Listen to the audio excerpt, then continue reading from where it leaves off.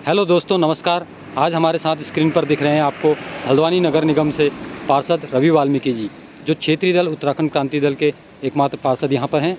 और आइए आज जानते हैं इनसे कि जो जनप्रतिनिधियों को समस्याएं आती हैं और जो जनप्रतिनिधियों के काम करने का तरीका होता है और जो पार्षद के जो अधिकार हैं, कितने उनको अधिकार प्राप्त हैं और किस प्रकार से वो काम करा सकते हैं और क्या क्या काम कराने में उनको प्रॉब्लमें आती हैं। तो रवि जी, बहुत बहुत स्वागत है आपका हमारे चैनल में। तो पहला सवाल आपसे मेरा ये रहेगा कि जब आप नगर निगम में बोर्ड मीटिंग में जनता के प्रस्ताव रखते हैं तो उनमें मुख्य 4 आप वो बताइए जो आपको समस्याएं फेस करनी पड़ती हैं। देखिए, बोर्ड मीटिंग में तो प्रस्ताव पास होते हैं और उसमें काफ़ी सबकी सलाह से बोर्ड मीटिंग में प्रस्ताव पास होते हैं, क्योंकि जितने भी पार्षद वहाँ आए होते हैं, वैसे 15 पार्षद अगर हैं मीटिंग में तो कोई भी प्रस्ताव पास किया जा सकता है, सबकी सहमति से होते हैं। मगर जो क्षेत्र बाई प्रस्ताव होते हैं, हर क्षेत्र के हर वार्ड के प्रस्ताव वो अलग तरीके से होते हैं, उनमें दिक्कतें आती हैं। जो अपने में, जैसे कि मैं वार्ड नंबर 8 का पार्षद हूँ, तो मुझे अपने क्षेत्र के अगर कुछ प्रस्ताव पास कराने हैं पर्सनली, तो उनमें बड़ी दिक्कतें आती हैं। किस प्रकार की दिक्कतें वो आती हैं? दिक्कतें यही आती हैं कि हमें अगर छोटे से छोटा काम करना हो, कोई भी निम्न प्रकार का बिल्कुल नीचे तत्व का काम है, जो 10, 20, 50 हज़ार तक का काम भी हमें बार बार वहाँ निगम के चक्कर काटने पड़ते हैं। चक्कर पे चक्कर काटने के बाद वहाँ से हमें मतलब सिग्नेचर और उनकी अनुमति लेनी पड़ती है, मेयर साहब या नगर आयुक्त की। उसके बाद हमें PWD को वो पत्र थमाना पड़ता है, या फिर निगम के मेयर साहब या हमारे क्या कहते हैं नगर आयुक्त साहब की तरफ से वहाँ पे लेटर चले जाता है। मगर हमें फिर भी चक्कर काटने पड़ते हैं और वो काफ़ी दिन हो जाते हैं, महीने भी लग जाते हैं, 15 दिन भी लग जाते हैं, 2 महीने भी लग जाते हैं, तब जाके वो कहीं काम हो पाता है। दूसरा मेरा एक महत्वपूर्ण सवाल आपसे यह है कि जब प्रायः देखा जाता है कि जो काम होते हैं जनता के वार्ड के अंदर, जैसे सड़क का निर्माण हो या कोई पुलिया का निर्माण हो, तो कई बार स्थानीय लोगों की शिकायतें रहती हैं कि भाई जो डामरीकरण हुआ है वो सही से नहीं हुआ है, या रोड बनाई थी 1 महीना भी नहीं चली, उखड़ना शुरू हो गई है।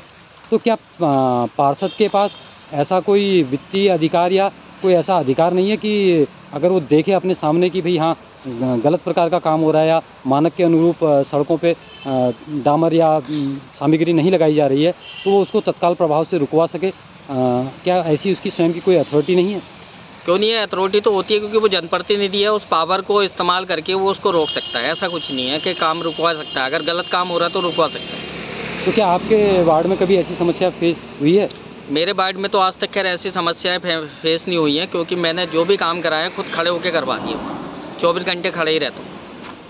और हमने अक्सर देखा है कि हम जब हल्द्वानी की सड़कों पे निकलते हैं तो कई सड़कें ऐसी है जो बनने के बाद उनमें गड्ढे हैं, और जो ये अभी चल रहा है कि पूरा जो रोड में टल्लीकरण, एक तरह से आप उसे कह सकते हैं, रोड बनाने की जगह वहाँ पैचिंग हो रही है, पैचिंग की जा रही है। तो क्या बजट की कमी निगम के पास है? और अगर बजट की कमी है तो जो अभी कुछ समय पूर्व प्रधानमंत्री जी एक बड़ी राशि हल्द्वानी की सभा में घोषित करके गए हैं, क्या वो अभी तक आई नहीं है या वो कम पड़ गई है? अभी तक तो फिलहाल ऐसी कोई राशि आई नहीं है। और जो पहले आज से 2-3 साल पहले, 3-4 साल पहले जो देखे गए थे प्रधानमंत्री 2000 करोड़ रुपए हल्द्वानी नैनीताल ज़िले के लिए देखे गए थे, हल्द्वानी के लिए नहीं, पूरे नैनीताल ज़िले के लिए वो पैसा था। वो पैसा टुकड़ों में तब्दील होकर बढ़ गया, और कुछ पुराने जो हमारे महापौर थे जोगिंदर रोतेला जी, वो लगा गए हैं। पहले ही प्रस्ताव उसमें पास है।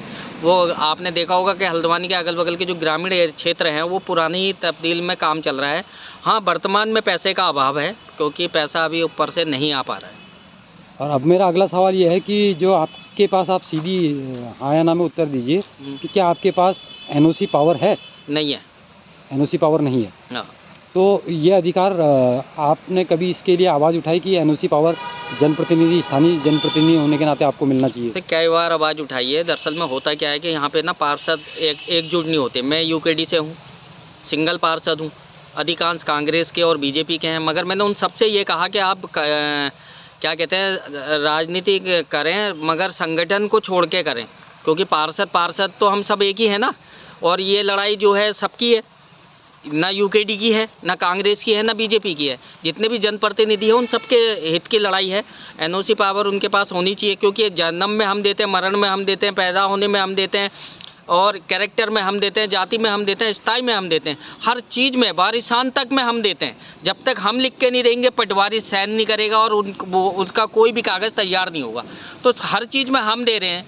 तो जो हमारे क्षेत्र में काम होते हैं उनके बारे में एनओसी हमारी क्यों नहीं मांगी जाती कि भाई पार्षद का भी मतलब एक अनापत्ति प्रमाण पत्र लेके आए कि काम बढ़िया हुआ है और अच्छा हुआ है। अगर ऐसे एनओसी अगर हो जाती है तो किसी भी रोड का कहीं पे भी गलत काम नहीं होगा, क्योंकि अगर गलत काम होगा तो उसका जिम्मेवार स्वयं पार्षद होगा, वहाँ का जनप्रतिनिधि होगा। और दूसरा मेरा अगला सवाल आपसे ये है कि जिस प्रकार हमने देखा है ग्राम पंचायतों में जो ग्राम प्रधान है, ग्राम प्रधान के पास अपना एक वित्त होता है जिसमें वो स्वयं के विवेक पर ग्रामीण वासियों के लिए कार्य कराता है और उन कार्यों की देखरेख से लेके वहाँ पे राशि आवंटन का सारा जिम्मा उसका होता है। तो क्या आपके पास ऐसा कोई कोर्स नहीं है, और अगर नहीं है तो आपने इसके लिए क्या आवाज़ उठाई, और अगर आपकी बात नहीं मानी जा रही है तो अब आपके लिए इसके लिए आगे की रणनीति क्या रहने वाली है? देखिए, मैं आपको बता दूं, ऐसा तो कह रहे हमारे पास कोई भी वित्त नहीं है। जैसे कि ग्राम प्रधान या अन्य उसमें होता है, जैसे विधायक निधि भी होती है, सब जगह सांसद निधि होती है, सबके पास अपनी अपनी निधियां हैं, मगर पार्षद के पास कोई अपनी निधि नहीं होती है। मैंने पिछली बोर्ड मीटिंग में ये आवाज़ उठाई थी कि सबको 5 लाख कम से कम साल भर के 5 लाख पार्षद निधि होनी चाहिए, जिससे वो अपने वार्ड में छोटे नाली मोरी या छोटे मोटे जाल या छोटी मोटी पुलियों का निर्माण करवा सके जनता की सुविधा अनुसार। तो ये मैंने आवाज़ उठाई है, उस पर वहाँ पे चर्चा भी हुई और उसके बाद अब देखते हैं कि क्या होता है।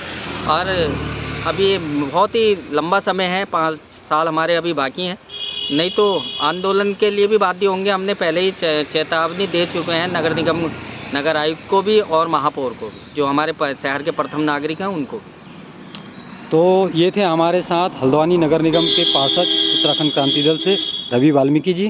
तो रवि वाल्मीकि जी, बहुत बहुत शुक्रिया आपका कि अक्सर लोग जन समस्याओं पे तो बात करते हैं पर जनप्रतिनिधि की समस्याओं पर हमारा ये पहला इंटरव्यू है। और जनता से भी हमारा अनुरोध है कि यदि वाल्मीकि जी आगे इस पर कोई स्टेप उठाते हैं तो उनका भरपूर सहयोग कीजिए। धन्यवाद।